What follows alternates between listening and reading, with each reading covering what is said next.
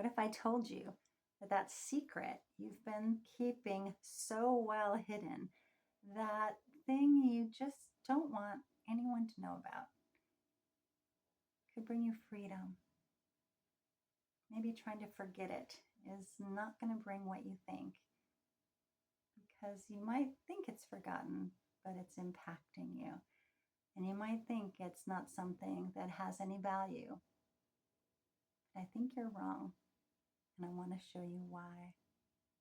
Hey there, welcome. I'm Leslie, and you are at Lost in Wonder. This is a place where we encourage each other. It's a place where we find wonder and curiosity, helps us to get more confident, helps us to become more courageous, and then helps us start all over again and being curious and wondering about what's out there for me, what's next in my life. And if you want to read more stories that tell you about that, that's the place right there. My book is filled with stories of my life around the world and getting lost, but not getting lost in fear. Well, sometimes I did, but encouraging us not to stay lost in fear or panic or frenzy, but learn to get lost in wonder.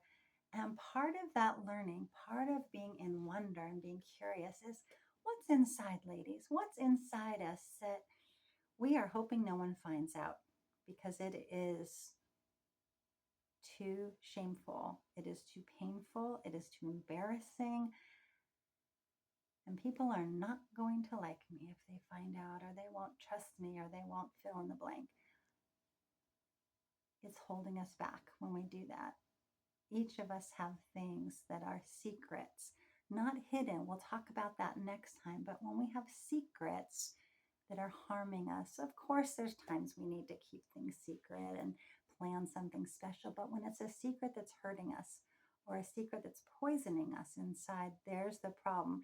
You see, I dealt with that. I was living a life on the outside that was meant, oh, I tried to make it look so good. Yay, happy mom of beautiful kids, a Christian, and here I am. I'm such a good wife and a mom, and I'm homeschooling kids, and I look so good. I had to hide because at home it was not that way.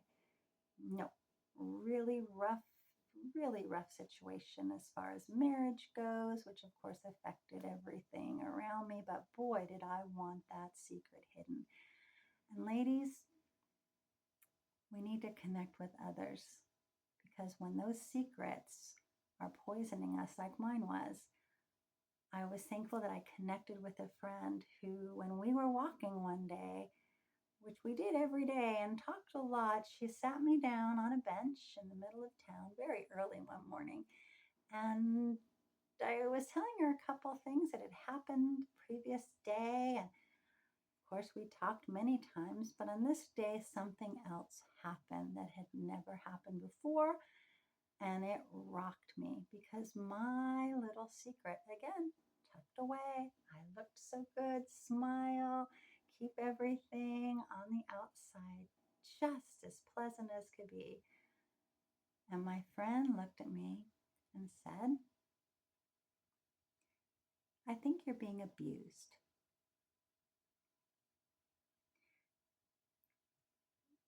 No words for that moment, because I couldn't fathom that she guessed my secret. How could she know? How, wait a minute. No, I've been hiding this so well.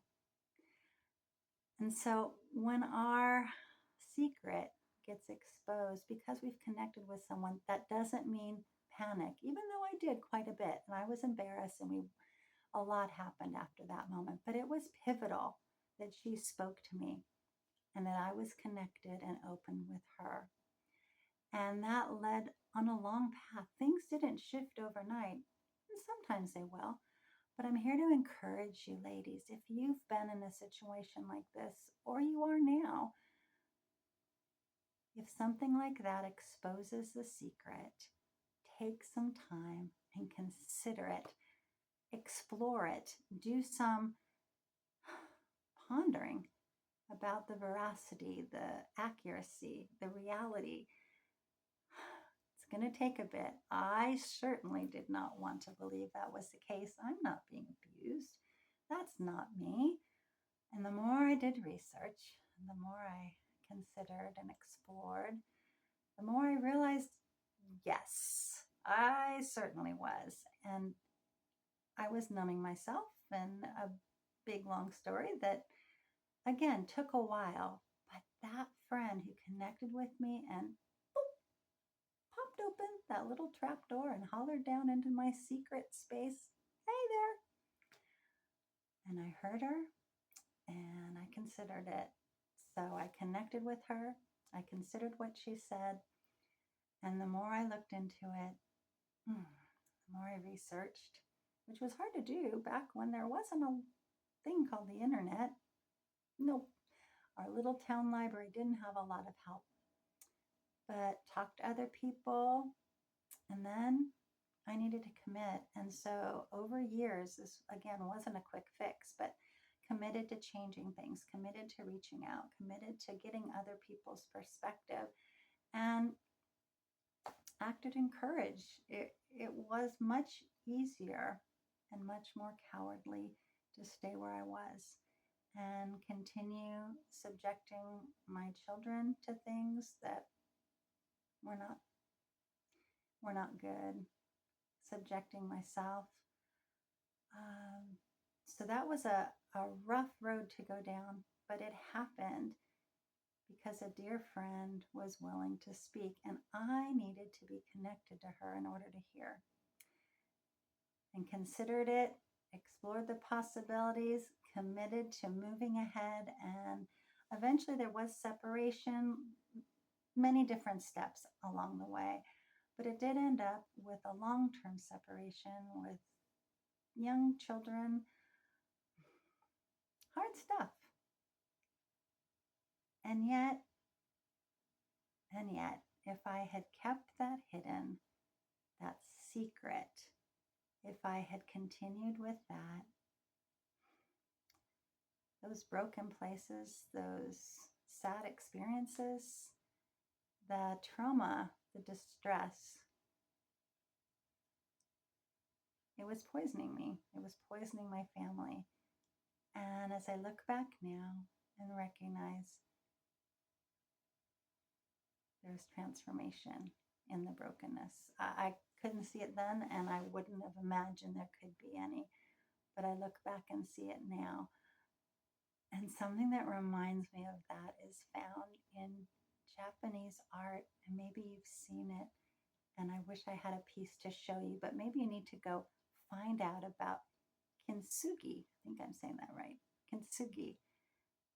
And what it is it's broken pieces of pottery. Not that you break the pieces of pottery. That's a big no-no. It's not something that you take a piece of pottery, break it, and no, it's something maybe in the family, something that you've cherished, a beautiful bowl perhaps, that gets broken, not on purpose. And yet you don't want to just throw it in the trash. There's memories connected to it. There's value there if it can be put back together. And I know sometimes in America we might get the Elmer's. Yeah, we get that Elmer's white glue and we squeeze it in those cracks and we might be able to. But not in Japan, because they take the brokenness. They take those pieces that have memories attached and it's broken and sharp and doesn't maybe fit quite right. But they create this golden lacquer adhesive that is put between those broken pieces to stick them together and to make a new vessel with golden lines now through it, with golden lacquer connecting. Gilding is what it's called. You're gilding those broken edges to create now not the same bowl and same pieces, kind of, but they've been broken. They've been made useless until this golden lacquer of grace, you could say, has been applied. And now This bowl with those memories, maybe some hard memories, has now been redeemed and brought back to life in a new way. And I pray that could be something that you see in your life, that as you look back on times in your life that you don't consider beautiful, but you can see getting through them, becoming more resilient, maybe trusting God's goodness more, even though the time wasn't good. Maybe seeing his plans for you to do something different. Maybe his rescue of you, his connections to other people. So many beautiful things once we look at it a different way, maybe do some gilding. And so that's part of my story here in this series. Maybe it's over here, maybe it's over here. There's a series that I'm doing.